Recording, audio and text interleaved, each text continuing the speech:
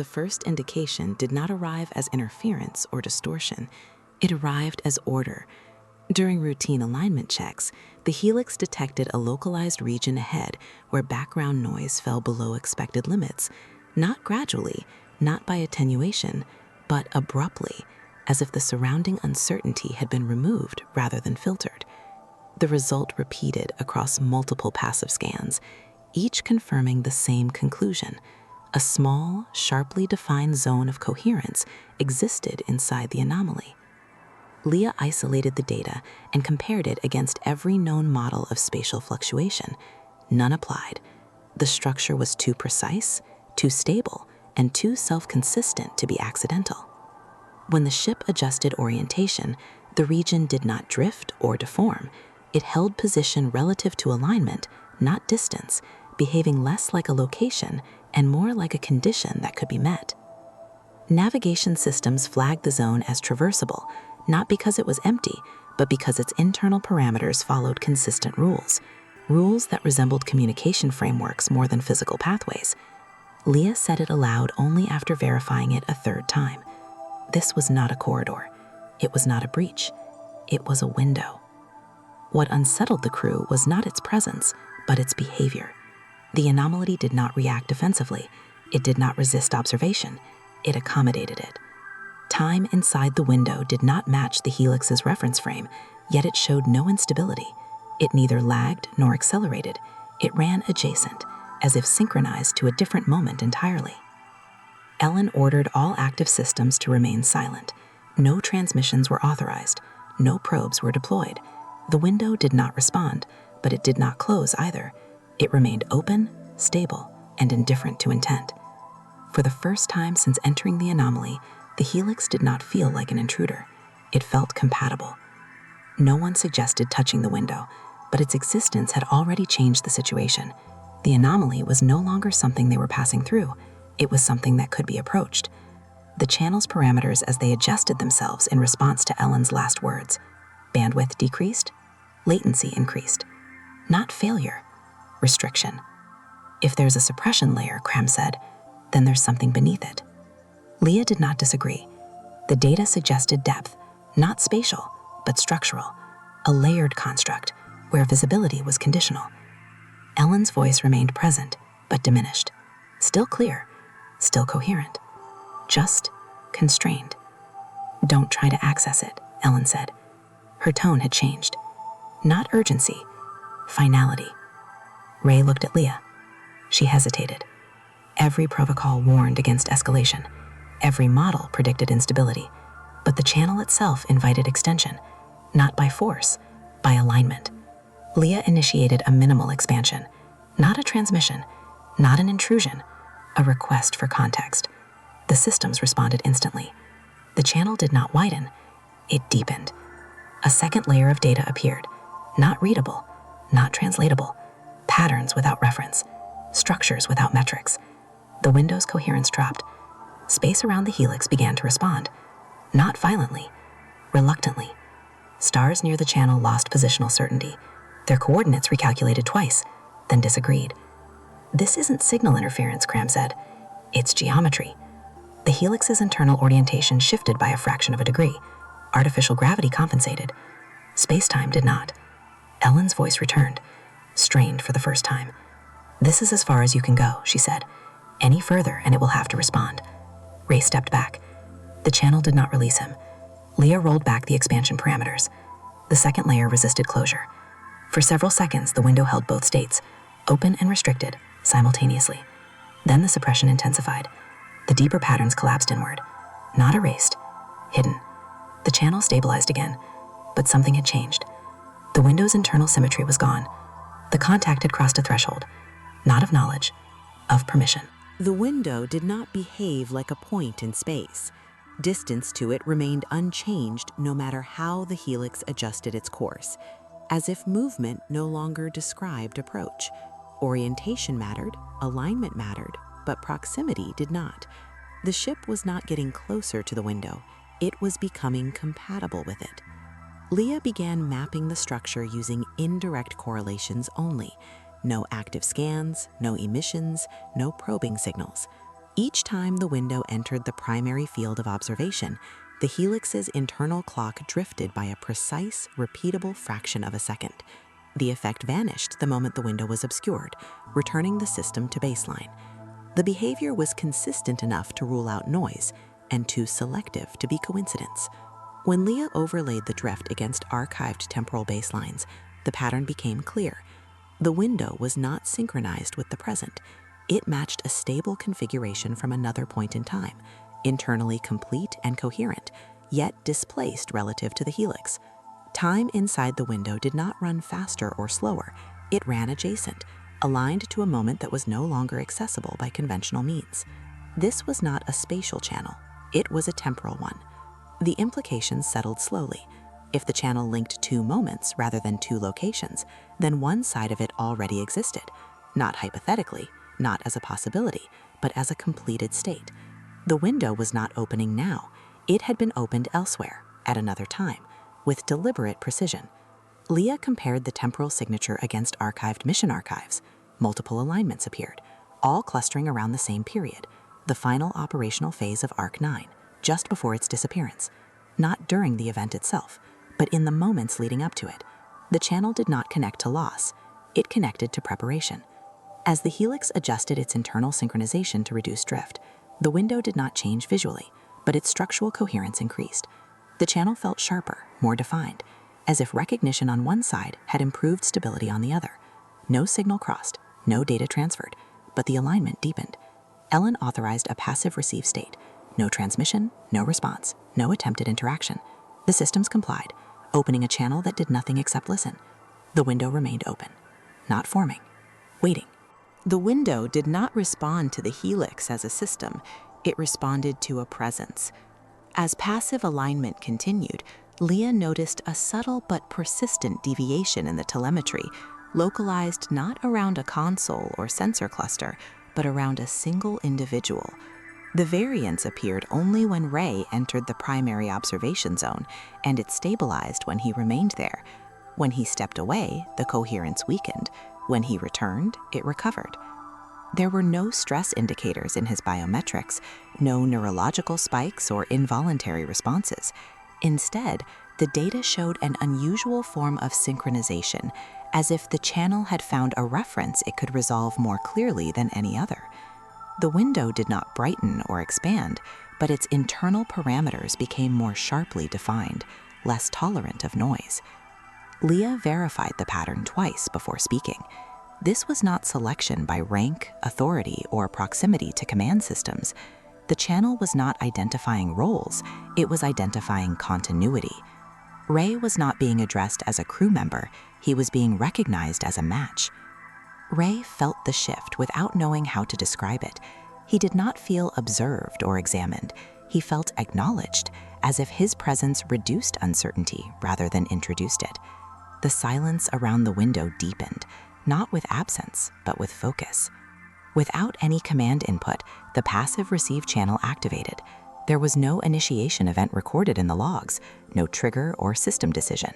The channel did not open, it resolved, as though it had always been waiting for a specific alignment to complete itself.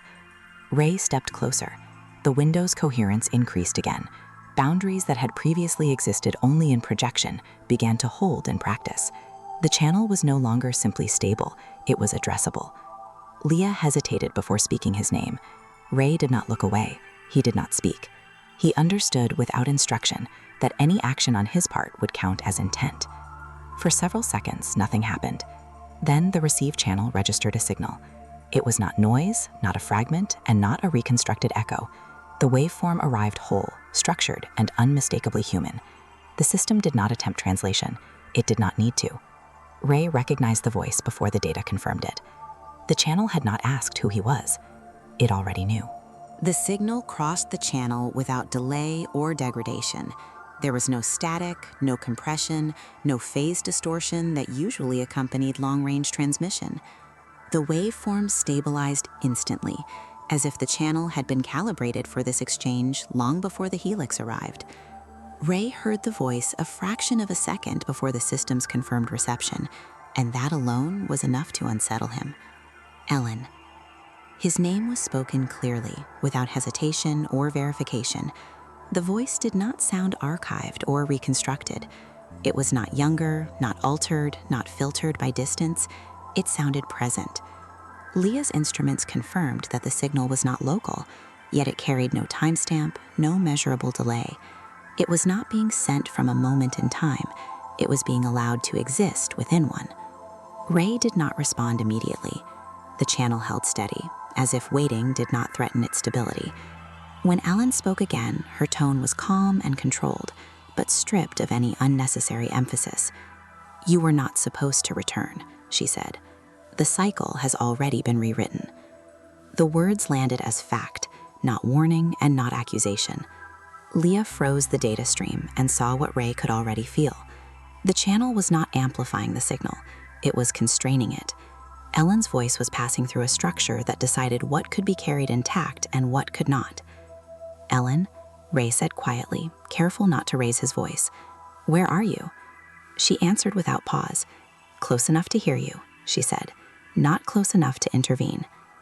The channel wavered slightly, not from instability, but from pressure. Leah detected compression artifacts forming at the edges of the signal, not caused by distance, but by restriction. It was not a question of reach. It was a question of permission.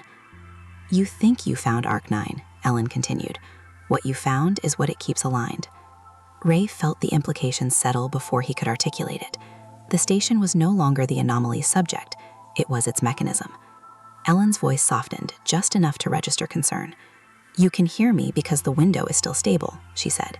"If you try to open it further, it will respond." The systems registered a minor fluctuation.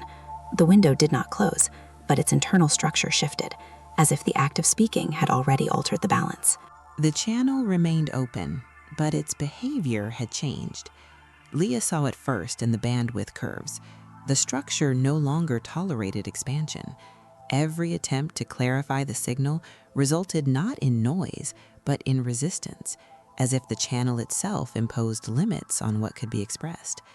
Ellen's voice was still present, still clear, yet it carried the unmistakable pressure of compression, not from distance, but from constraint. Ray kept his voice level when he spoke again. He understood instinctively that urgency would only destabilize what little coherence remained. "What is the anomaly hiding?" he asked. The question crossed the channel intact. The answer did not arrive immediately. When Ellen spoke, the pause felt deliberate. "I can't describe it directly," she said. "Not because I don't understand it, but because it isn't meant to be understood from your side." Leah's instruments confirmed what her intuition already suggested.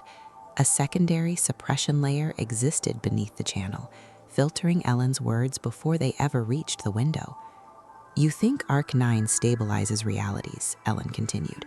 "That part is true, but it's not the primary function." As she spoke, certain frequency bands vanished from the spectrum entirely, as if specific forms of meaning were being removed rather than obscured. Ray listened carefully. "Is it alive?" he asked. "No," Ellen answered immediately, with absolute certainty. Then she added, "But it reacts, and it remembers." The channel tightened further. Leah watched the model resist extrapolation, rejecting any attempt to infer structure beyond what was explicitly stated.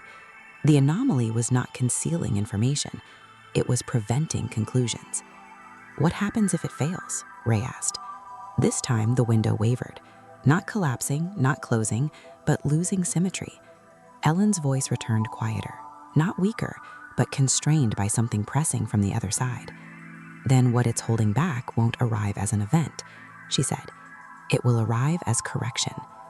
The word lingered longer than the signal itself. The systems registered no alarms, no instability, yet the channel's internal geometry shifted again, as if preparing for a response that had not yet been triggered. The warning did not end the contact. It changed its shape. Leah observed the channel's parameters tightening, as if the structure itself were bracing, allowing presence but resisting depth. Bandwidth narrowed, latency increased slightly, and a second layer of data became detectable beneath the active signal. Not readable, not translatable, but undeniably there. Cram noticed it almost at the same moment. What lay beneath the channel did not behave like information, it behaved like structure. Patterns emerged without metrics, relationships without reference points, coherence without meaning. The window was no longer a boundary between two moments, it was a layered construct where visibility depended on restraint. Ellen's voice returned, still clear, but now carrying unmistakable pressure. "Do not try to access what's underneath," she said. There was no urgency in her tone, only finality. The window exists because it remains incomplete. Ray looked at Leah. She understood what he was asking without words. Every model warned against escalation, yet the channel itself seemed to invite alignment rather than force. Leah initiated a minimal contextual request, not a transmission and not an intrusion, but an attempt to resolve structure rather than content. The response was immediate. The channel did not widen, it deepened. A second layer asserted itself, and space around the window began to react, not violently, not chaotically, but reluctantly, as if coherence were being redistributed against its preferred state. Nearby star positions lost certainty, recalculating twice before disagreeing. The helix's orientation shifted by a fraction of a degree, and artificial gravity compensated before anyone felt the change. "This isn't signal interference," Cram said quietly. "It's geometry." Ellen's voice returned, strained for the first time since contact began. "This is as far as you can go," she said. "Any further and it will have to respond." Leah rolled back the expansion parameters. The deeper layer resisted closure, holding for several seconds in a state that was neither open nor suppressed. Then the anomaly asserted itself. The secondary structure collapsed inward, not erased but hidden, retreating behind a boundary that could no longer be resolved from this side. The channel stabilized again, but its symmetry was gone. The window remained open, yet something fundamental had shifted. The contact had crossed a threshold, not of knowledge but of permission. Whatever lay beneath the anomaly was now aware that it had been approached. The failure did not arrive as impact or rupture, it arrived as disagreement. Leah saw it first in the spatial telemetry, where multiple valid coordinate solutions began to appear for the same region around the window. Each solution was internally consistent, each obeyed physical laws, and none of them agreed with the others. The anomaly was no longer unstable, it was splitting coherence into parallel interpretations. The window elongated, not outward into space, but across reference frames. Its boundaries lost definition, stretching into overlapping geometries that refused to resolve into a single structure. The channel was no longer a passage, it had become a fault line, a place where reality failed to converge on one answer. The Helix's sensors struggled to reconcile the data. Distances recalculated themselves mid-process, vectors corrected and then corrected again, and internal clocks drifted in opposing directions. Artificial gravity compensated seamlessly, but the space-time it relied on no longer shared a unified orientation. The ship was not being torn apart, it was being asked to exist across incompatible contexts at once. Ellen's voice returned, compressed and strained, but still present. "I warned you," she said calmly. "Contact isn't neutral." Her words carried through the channel with difficulty, as if the structure itself were deciding how much coherence they deserved. Ray felt the shift as pressure, not physical but contextual, as though the environment could no longer agree on what he represented within it. He spoke carefully, aware that even language now counted as interaction. "What's happening?" "You're forcing alignment where separation is required," Ellen replied. "The anomaly compensates by dividing." As she spoke, the window fractured further, not into fragments, but into overlapping versions of itself, each attempting to stabilize according to a different set of conditions. For several seconds, the helix existed across partial alignments, none of them dominant. Leah initiated an emergency rollback, severing all active correlations and terminating every alignment process still running. The disengagement was abrupt but effective. The divergence halted. The window did not close. What remained was no longer a channel, no longer addressable. It was a scar, a region of space-time that retained memory of coherence without the ability to sustain it. The anomaly had not collapsed, it had adapted, and in doing so, it had marked the boundary of what contact was allowed to be. The rollback did not erase the contact, it ended its function. What remained after disengagement was not an open channel, but it was not absence either. The window collapsed unevenly, folding inward, while fragments of its internal structure lingered without coherence, suspended in a state that no longer permitted communication, but still exerted influence.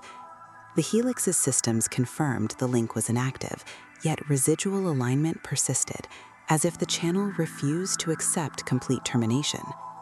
Ellen's voice returned briefly, degraded but unmistakable. Compression artifact softened its edges, not from distance, but from structural loss. "You have to disengage completely," she said. "If the window remains partially open, it will keep trying to resolve." Her words arrived slower now, stretched across reference frames that no longer agreed with each other. Leah attempted to purge the remaining correlations.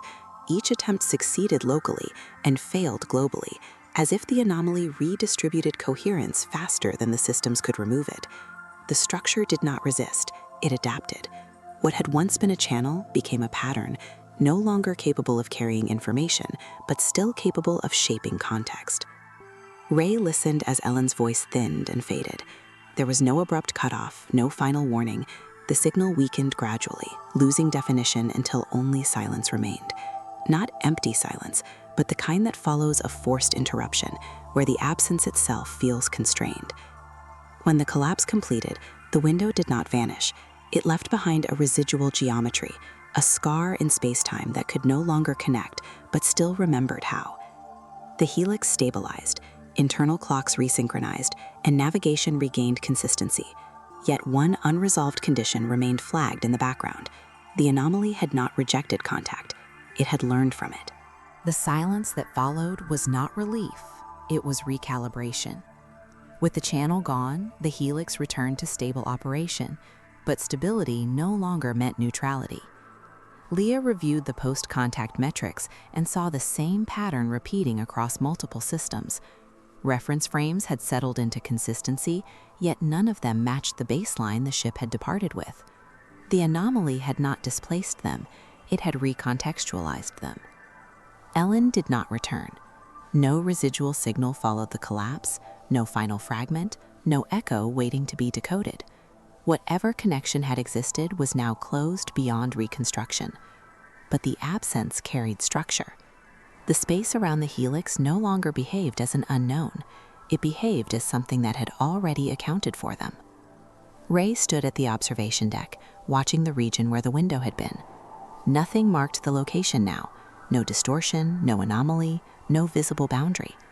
And yet the systems treated it differently, calculating around it rather than through it, as if an invisible constraint had been acknowledged and accepted.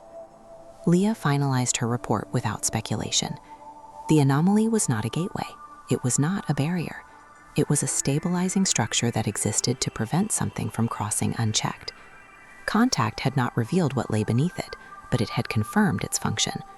Whatever the anomaly concealed was not passive, not chaotic, and not indifferent to observation. The Helix resumed its course, not toward answers, but toward alignment. They had not uncovered the anomaly's secret. They had uncovered its necessity. And in doing so, they had learned the most unsettling truth of all. Some structures are not meant to be understood. They are meant to be obeyed.